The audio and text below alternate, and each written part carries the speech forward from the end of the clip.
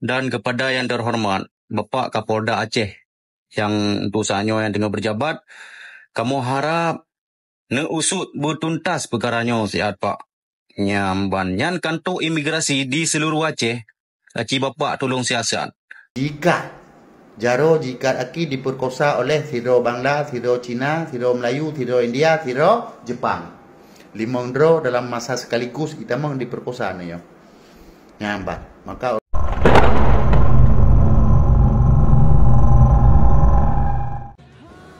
Assalamualaikum warahmatullahi wabarakatuh. Malim nyo anami nyo malim umur 17 tahun. Nyo umur 17 tahun.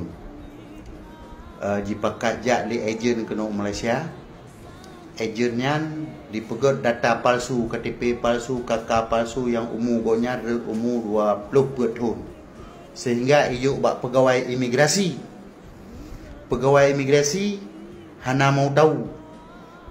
Ipegotlah pasport ke anaknya yang umur 17 tahun menjadi umur 20 tahun dengan dokumen palsu.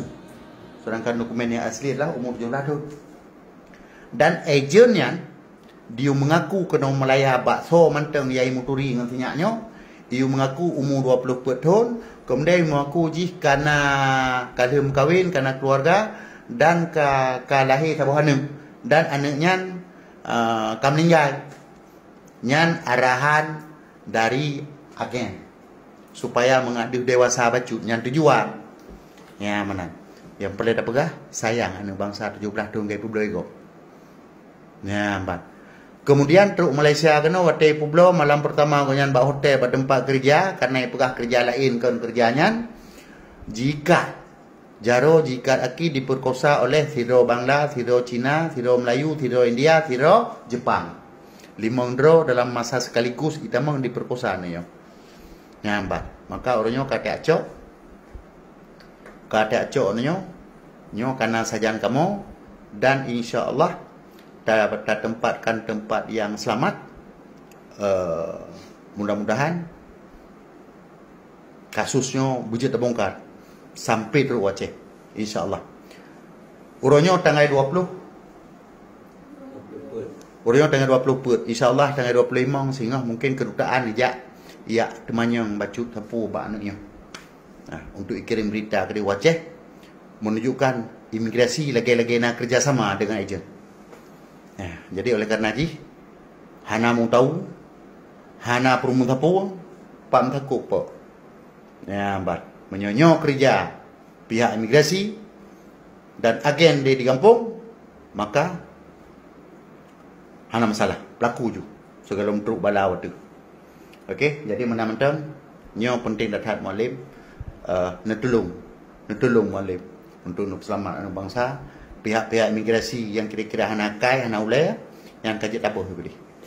Get menan, terima kasih. Assalamualaikum warahmatullahi wabarakatuh. Dan kepada yang terhormat Bapak Kapolda Aceh yang untuk saatnya yang tengah berjabat, kamu harap usut bertuntas perkaranya sihat Pak. Nyamban nyan kantor imigrasi di seluruh Aceh, Aci Bapak tolong siasat. Pejut umur anak mit 17 tahun jejak melancong ke Malaysia. Nyan dokumen-dokumen anak mitnya mandumkah dipalsukan oleh staf-staf oknum-oknum yang nak di kantor imigrasi di Aceh. Terutama Lok Sumawe. Nyan, kamu harap sangat Bapak tolong selesaikan segala masalahnya. Nyo sebuah penghinaan kepada rakyat Aceh. Umur anak mit 17 tahun diperkosa di Malaysia. Bergilir 5 dro anak agam. Kamu selaku rakyat Aceh sangat berharap kepada Bapak. Kepada Bapak Kapolda Aceh. Terima kasih.